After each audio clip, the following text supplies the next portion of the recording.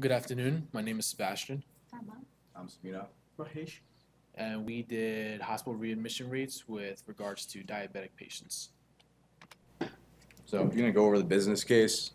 So we want to see what's causing readmission rates within 30 days for patients with diabetes. And you can see that the national rate is 15.3%. And the issue here with readmissions is there's a penalty for insurance payables that the hospitals will get hit, and the max could be 3%. And if you could see that snip right there, that's from Medicare.gov, where you can look up any hospital and they have all metrics and reviews and that they keep track of. And diabetes affects a lot of the population at 10%. So if you can drive the readmission rate on diabetes down, it could help the overall rate for the hospital. And I'll just go over why the 30 days is important. Within 30 days, this metric's been tracked since 2009 for every hospital, and there's actually been a lot of policies that are based off of this metric. And the one that you can see, HRRP, is the one that comes with the 3% penalty.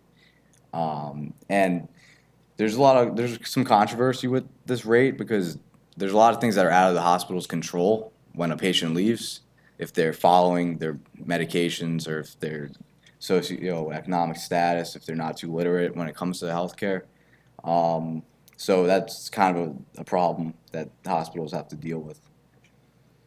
And then there's also social implications as well. The reputation for the hospital could get impacted from being known to have high readmission rates, which also could mean maybe they're not doing the best they could be with the patients. And also, there's potential that they could lose their accreditation if things got bad enough. And that's basically, if you don't have that accreditation, you can't collect insurance payouts. So it's almost like when a college has accreditation. And then our objective, just to identify the top factors that lead to readmissions within 30 days, and then provide some actionable insights that hospitals can do to reduce that. So we did a classification on if they were readmitted within 30 days.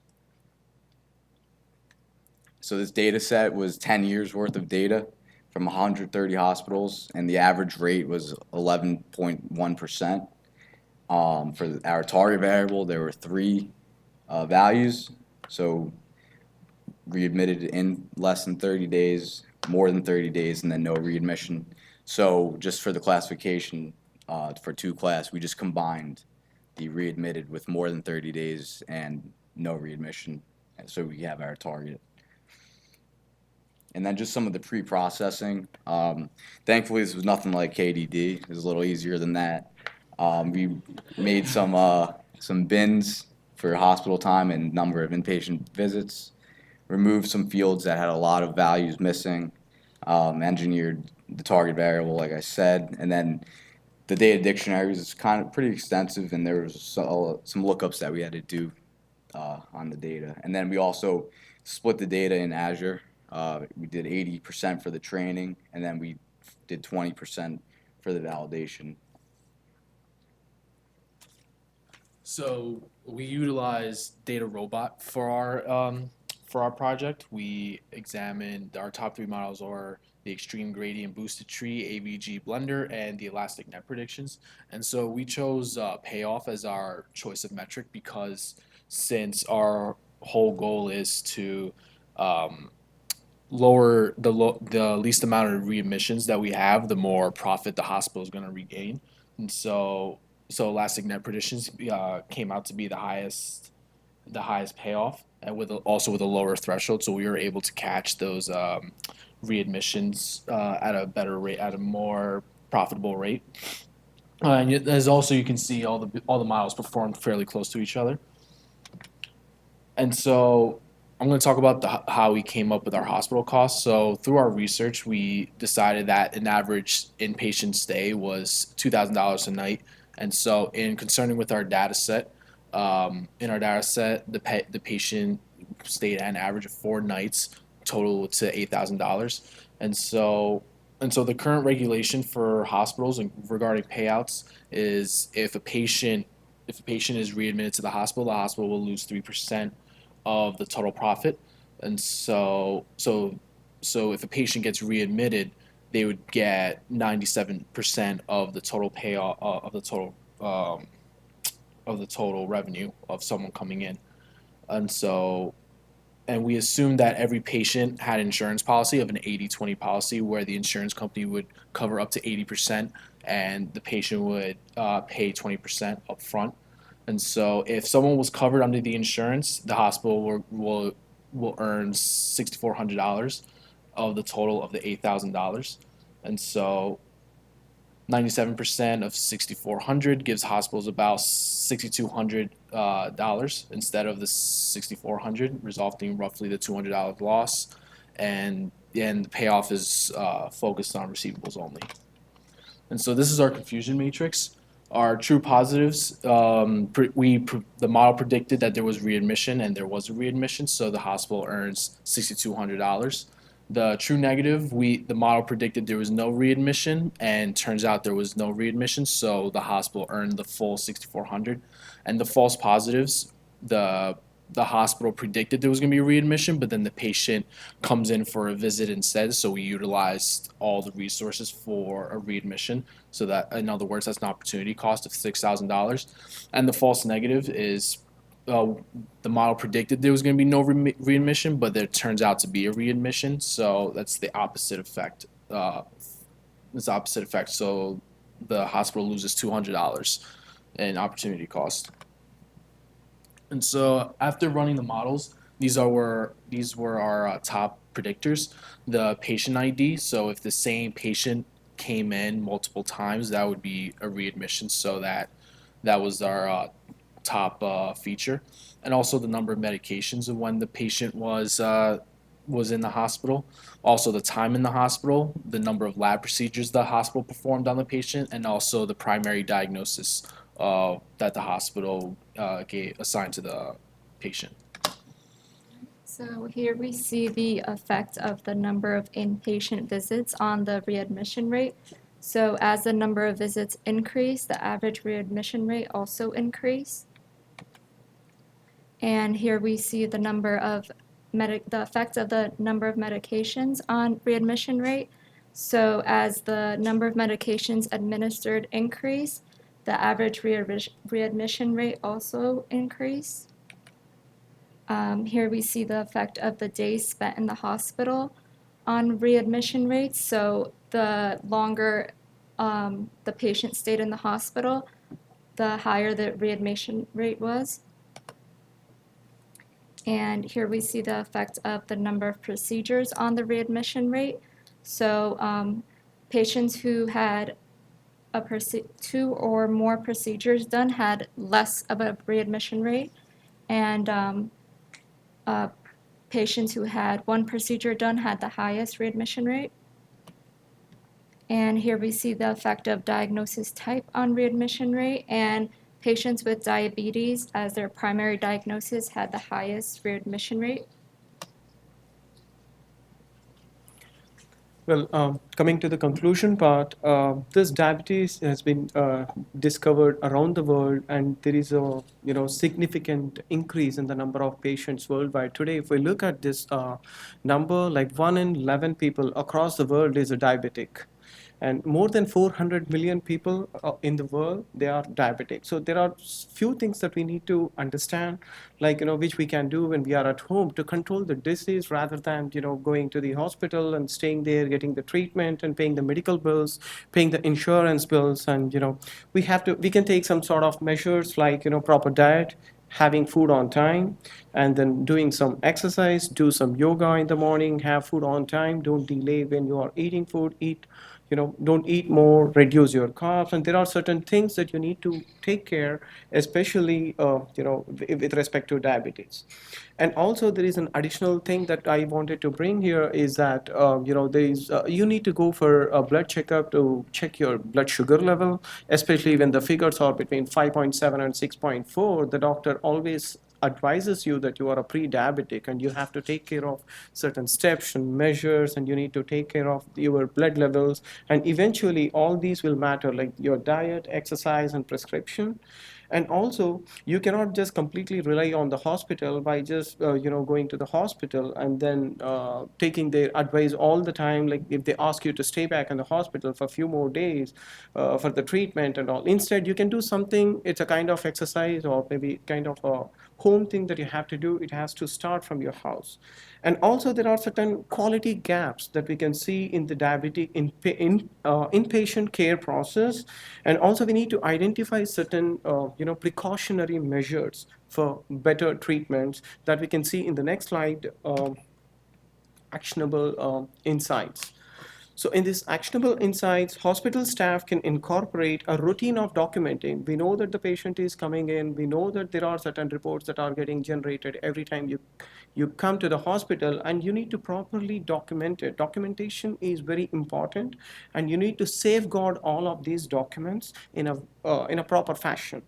And then the second thing that I wanted to bring up as a part of actionable insight is come up with better treatment plan at discharge. Like for example, routine blood glucose monitoring, insulin administration, improve your oral access to diabetes, self-management tools like insulin pen, training kit, and also blood glucose meter. Nowadays, I've seen hospitals giving this blood glucose meter. You can check by yourself, or even nowadays you get it over the counter as well. And also set up a follow-up appointment with the hospital, maybe 7 days, 15 days, it's up to you as per your convenience, and also your figures that you have, as part of your ANC results. And also like, especially when there are patients who are highly risk patients, like when their A1C results are pretty high. So they have to take care of all these precautions. And at the same time, diabetes, you can just do a self-management education. Nowadays, it's widely present across YouTube and all that, sites. Maybe you can just quickly look into it and how to, come about these education-related websites. You can go through them, and also frequent follow-ups through phone calls. Like you can expect a phone call, and also like accordingly you have to take your medicine and also take your insurance level, your insulin level little down. So that's about the actionable insights. Yeah, that's it. Any questions?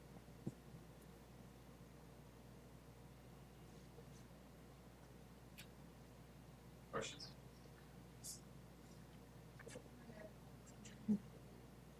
Right, I do have a quick question. So you have a long list of recommendations, but I'm not sure I follow how they connect to your analysis. Any recommendations that actually emerge from the analysis?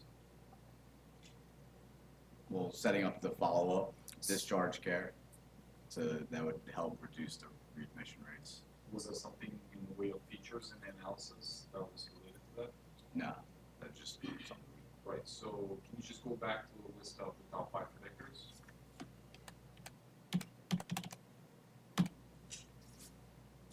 So is the first one actionable? That's the number of, Inpatient Inpatient. visits. If you could just stay on the list. Okay. So is it actionable?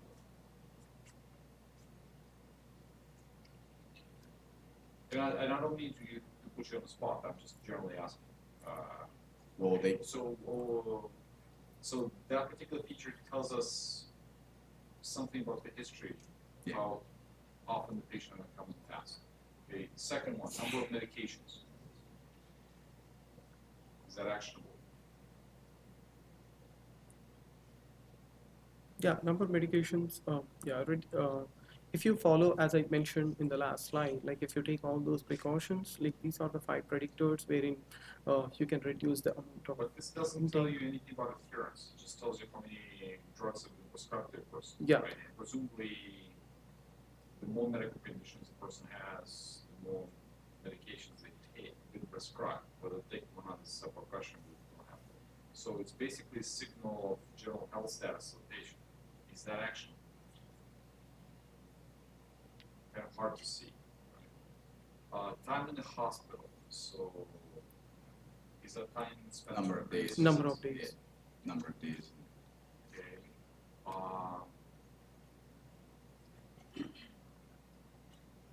Number of lab procedures serves, what's the diagnosis? What was in there? That was the primary diagnosis of why they came. Do you know which ones? There were a Yeah, they're couple. on the, Yeah, we have. Okay.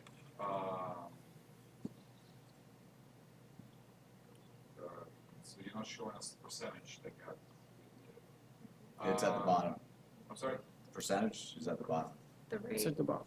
so 0.097, Okay. 9.7%. All right. So what's the overall takeaway? I think if hospitals could implement better, discharge care, they could reduce readmission rates. I want to caution you. So sometimes the data set you're working with doesn't really lend itself to make the kind of recommendations you'd like to land. And it's important to realize it, right? So the observation, also if you look at the key features, it's basically don't get into the hospital. If you got in, stay as little as possible. Don't let the doctors prescribe you any medication, right? And like God's sake, don't get diabetes if you don't want to be treated for diabetes. And in short version, it's very difficult to make this data set actionable. And by the way, this is a very common problem, right? This was a substantial effort. 10 years worth of data was collected. The thing is, they collected the wrong data. And that's actually the key insight that emerges from this analysis. Okay. Before you engage in substantial efforts that are meant to yield actionable insights, make sure that the data collection enables you to make those kind of recommendations. And here, unfortunately, you're handcuffed by the data set. Data set, yeah. Right, and that's an important realization to make from this data set. So, for the benefit of everybody in class, Okay. that's the key lesson from this one. All right, thank you. Thanks.